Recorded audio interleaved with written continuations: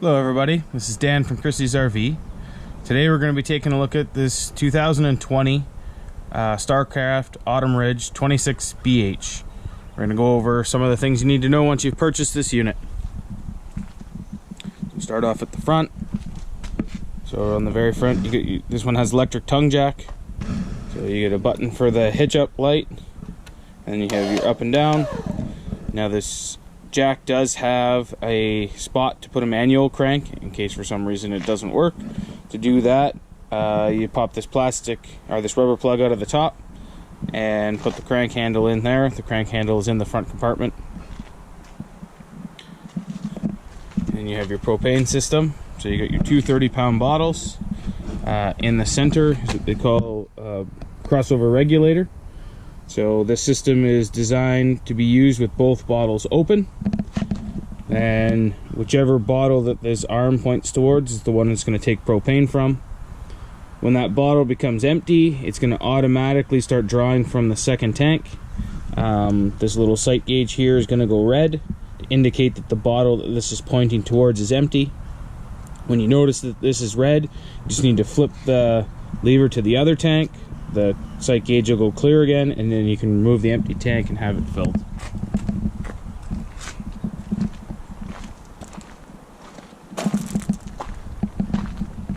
Inside of the unit here, you have your exhaust for the furnace, and then you have your fresh tank fill. If you want to fill the fresh tank, you just take the cap off, put your hose in, and once it's full, it'll start coming out underneath the trailer from the overflow. Underneath the trailer, you have this white valve. That's the drain for the fresh tank.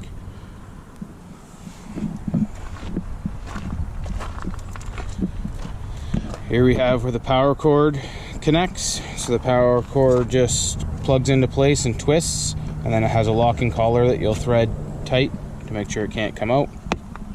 You have your fridge compartment. So everything in the fridge is controlled from inside the unit.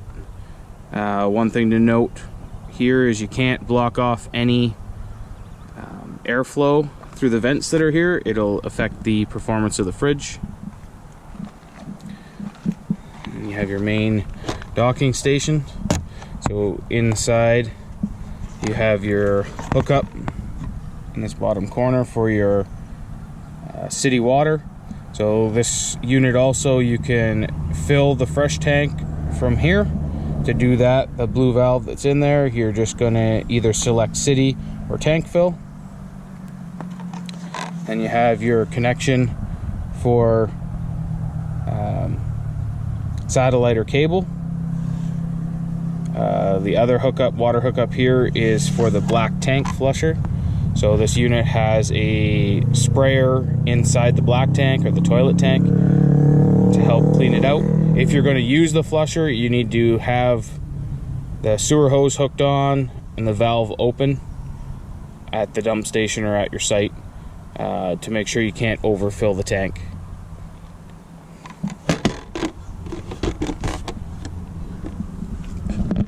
So underneath you have your sewer hookup.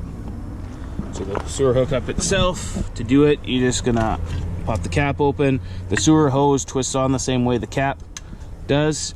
And then you have your two valves. You have your gray valve and your black valve. So gray is the sink water, black is the toilet. You'll just open the valve to drain whichever one you're wanting to drain.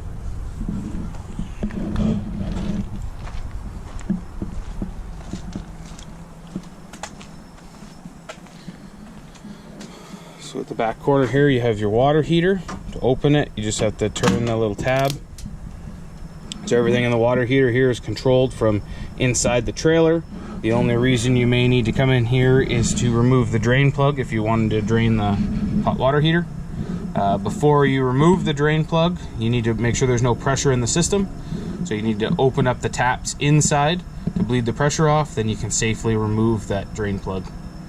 One other thing to note in here is your pressure relief valve. It is normal for it to drip slightly. So if you notice that it's dripping a little bit, it is normal.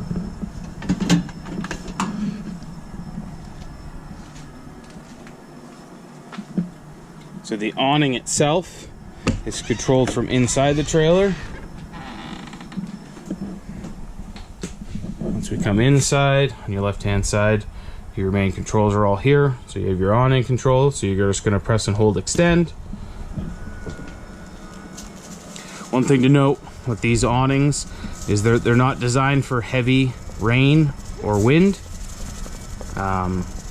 If you are experiencing either of those, we recommend that you roll them up.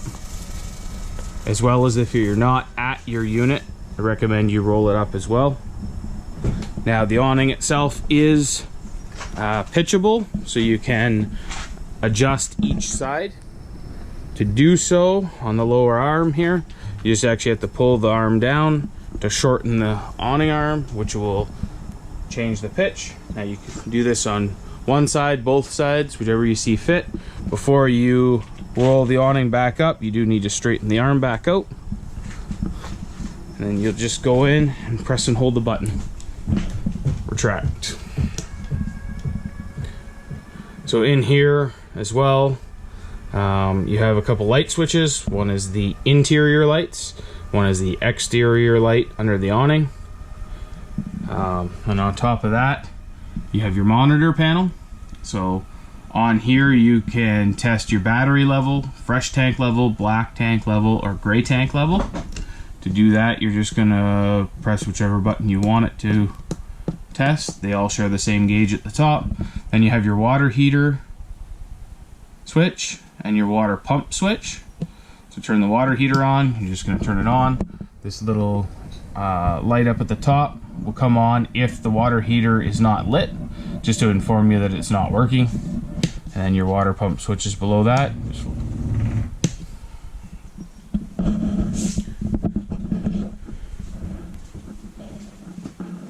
So above the stove top, you have two switches. You have your fan and the cooktop light. To use this cooktop, cover out of the way, and you're just going to select whichever burner that you want on and turn the sparker. Now the center burner is the high output burner, so if you want to boil water or something like that, you're definitely going to want to use that one. Now to light the oven, you need to do is turn the knob to the little flame icon. Once you get there, you can actually push in on the knob. So you can push in on the knob and strike the sparker.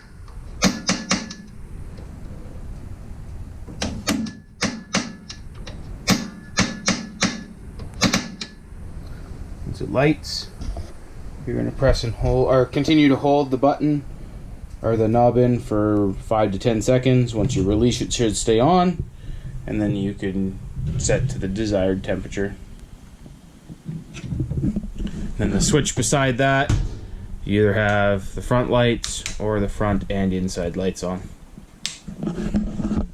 Now underneath the fridge, you have your load center. So to open your load center, you just have to press the button on the center. Comes open. You have all your fuses and breakers. Everything's labeled.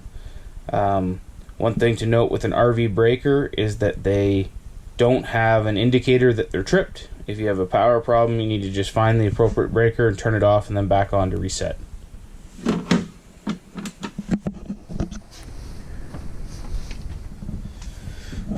So the fridge in the unit is controlled inside the freezer door is where the controls are. So up here you have your on and off button. Then you have a selection between auto or gas. So the difference between gas is going to be propane only.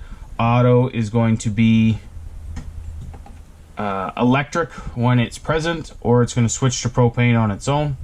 So if you had it on auto, it's going to run on electricity. If the power goes out or gets disconnected, it's just going to automatically light on propane. Once power is reintroduced, it's going to go back to electric.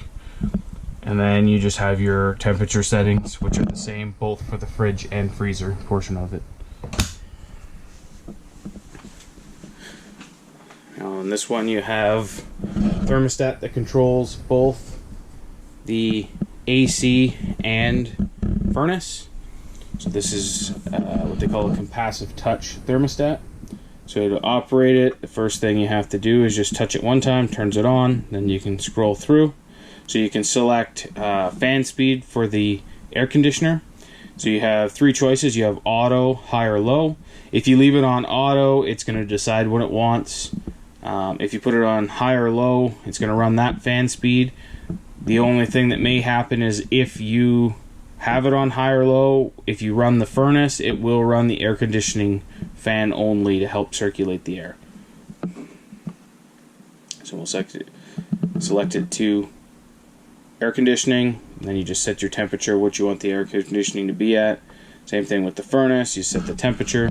So with the furnace, it is going to turn the furnace on. It's going to run for 15 to 20 seconds without the flame on as a safety precaution. Then it's going to light on its own.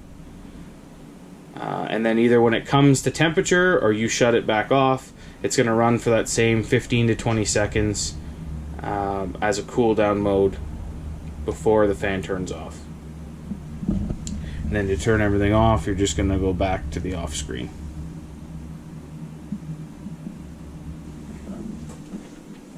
So in the bathroom area here, you do have a Gfi receptacle. So this Gfi receptacle runs everything that's Gfi protected in this unit. So anything that's in a wet location, so the kitchen or bathroom, and the exterior plug is run through here. So if it trips, you're going to get this little red light. To reset, you're just going to press the reset button here. So if you're having a power issue with any of the receptacles in a wet location, I would check here first. It's probably just the Gfi that's tripped.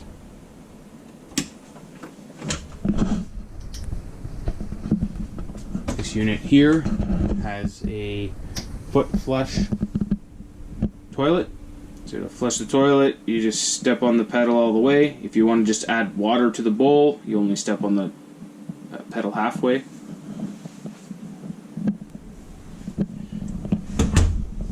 So I think that's just about it with this unit. I hope you have a great day and enjoy.